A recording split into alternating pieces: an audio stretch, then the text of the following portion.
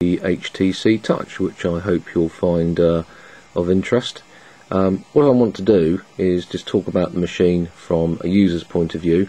There's quite a few reviews of the machine on YouTube, and quite a few that give you a complete unboxing. So as far as what you get with the machine is concerned, then I think you'll find that there's plenty out there to show you exactly what's presented. The one thing to say about that is that the presentation from HTC is absolutely excellent. Very, very high quality packaging, high quality construction of the phone and the accessories that you get with it. So we'll take that as read for now. Perhaps one of the things I should point out is as to why would I buy this? Why am I interested in a phone of this type? Well, quite simply, I wanted something to replace my pocket PC and my mobile phone, which are great. Both of them I like, but having to carry both of them around can be a bit tedious. So, by replacing both of those with this small and very compact unit, was probably my main motivation. If I wanted a powerful pocket PC, then I wouldn't be buying the HTC Touch. It's got a very slow processor in it. It's only 200 megahertz, but I have to say it does operate pretty good. So we'll have a closer look at it and what you can do with it. On several of the reviews I've seen, people have said that there's no LEDs, and I can understand why they say that, but you can see there you've got a blue LED flashing away and a green LED.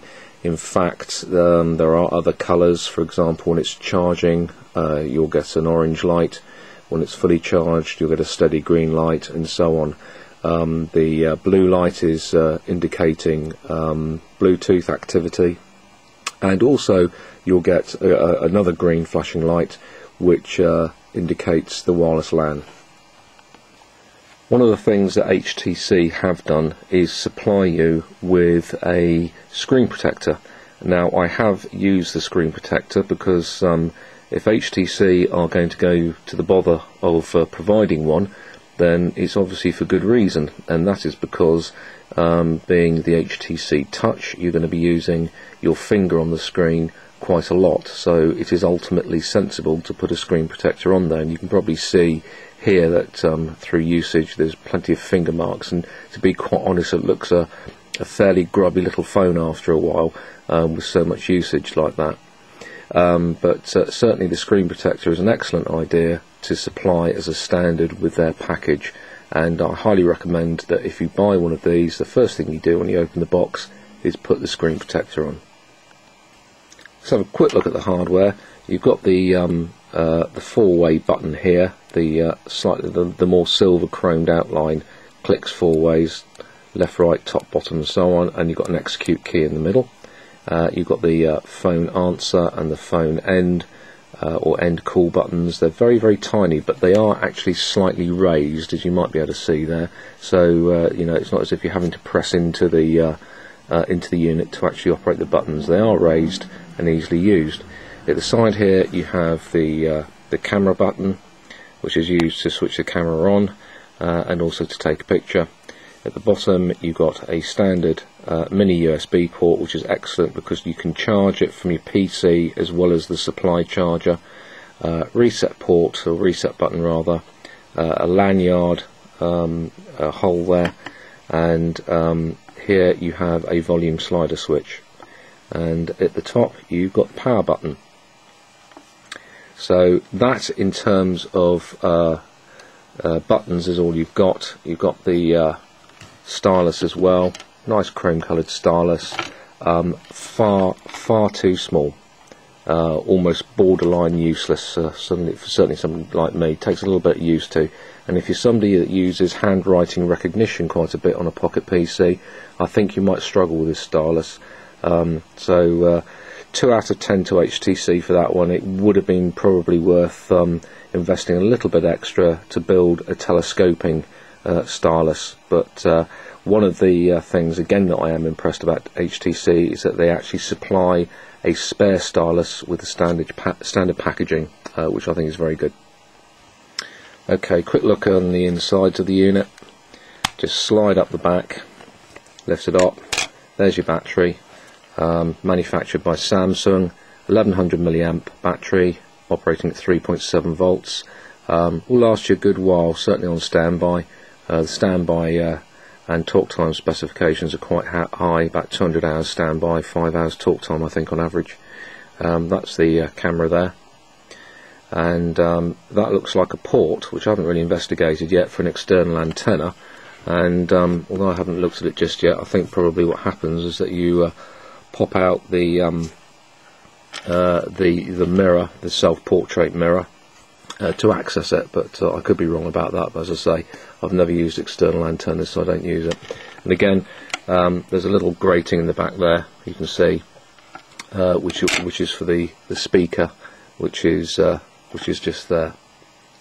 Again, you can see the construction of the thing is very, very nice. Now, one thing I do dislike is the way that you have to access the memory card, which is here. You pull out the side panel here carefully, and then you drop it open, and then inside there, which you might not be able to see too well, but inside there you've got two slots, one for your SIM card, which admittedly you'd leave them there, you wouldn't touch, and on the other side, on this side, you've got your micro SD card slot. If you're somebody that carries around a lot of data and possibly has a need to switch cards, well, that process is going to be extremely annoying to you. 2 GB micro SD cards are available, which may be enough, I'm sure, for the majority of people, or even 1 GB for somebody who's not a heavy pocket PC user.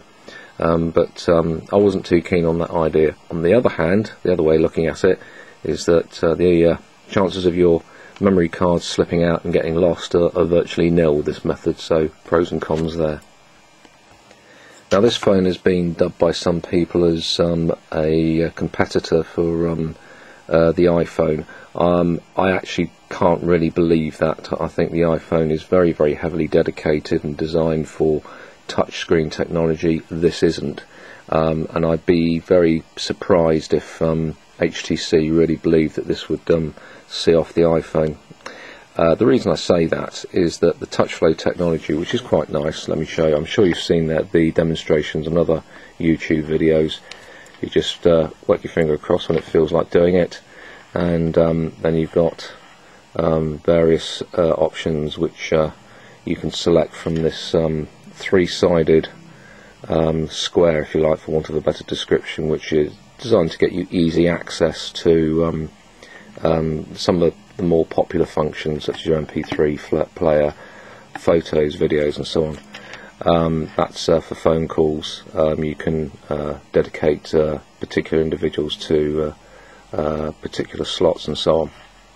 And then here, getting at the again more heavily used programs, email, SMS, Internet Explorer, and so on. So that's pretty much it. One of the main usage of the touch system that is probably quite useful is if you have a long list of information, then you can easily scroll with it.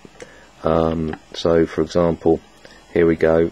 We've got a list of. So there we go. If you don't get it right first time, it really doesn't want to know. And I'm not very good at it, I have to admit, but there you go. It scrolls through all of your contacts in this particular case, which is fine, but it's not something that I find particularly useful, because it scrolls a bit too fast and I find it difficult to control. Perhaps it's just me. Okay, that'll probably do for this one. What I'll do is I'll probably do another video in which I have a look at some of the programs and applications, and also setting up things like wireless LAN, active sync, and using Bluetooth. So hope you enjoyed this video, hope you found it useful, and we'll see what we can come up with the next one. Cheers for now.